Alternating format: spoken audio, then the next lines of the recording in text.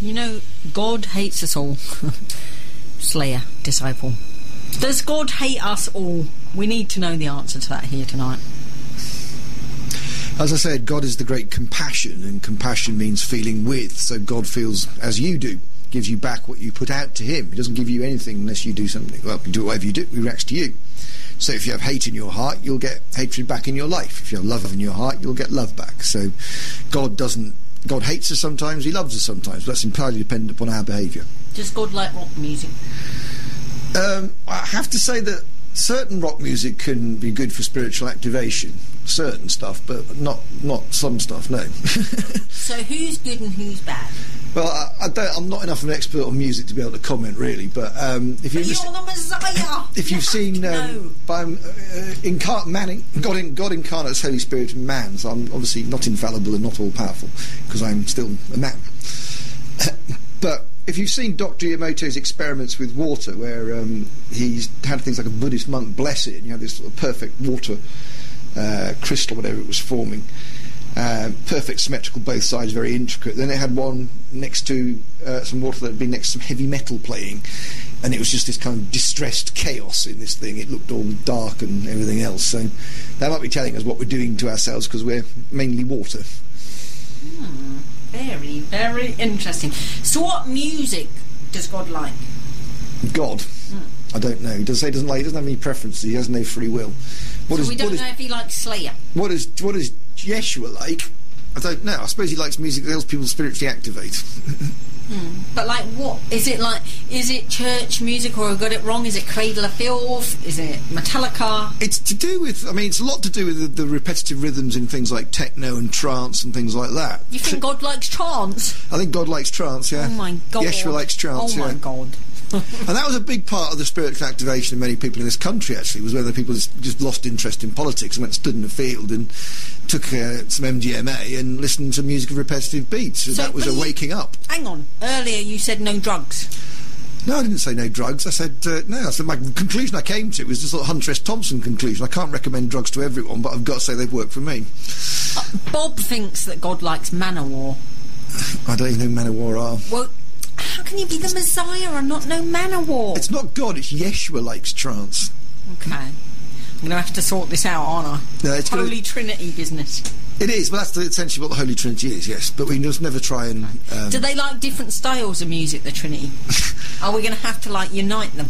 I don't know. I talked to the Magdalene as well, but not as much. But I should talk to the Magdalene more. Ooh.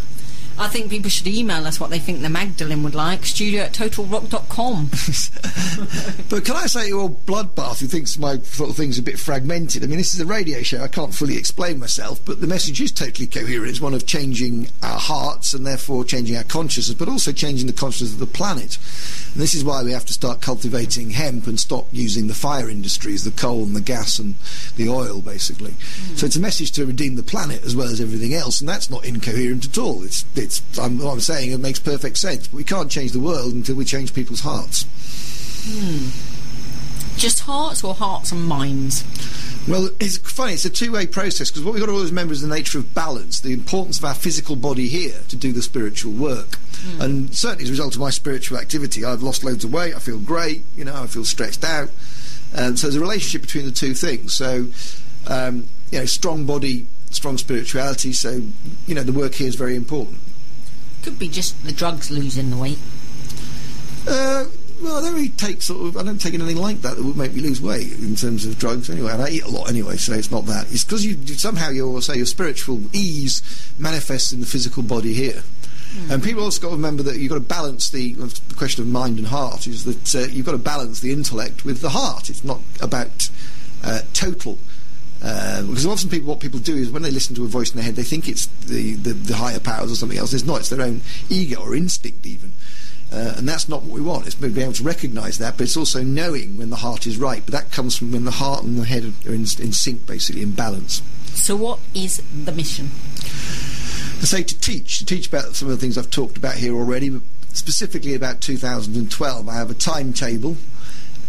After 2009, no new children will be born because not enough time for the bodies to develop, for the souls to go in. Souls go in at the age of about 3.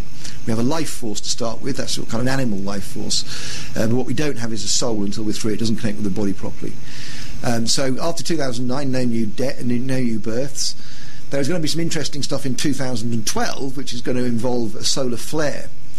And I've learned through various research and messages from the spirit that this solar flare is going to be potentially quite dangerous, and this is part of why we have to spiritually activate. And part of my mission is going to be gathering together 2 million children to sing Greensleeves.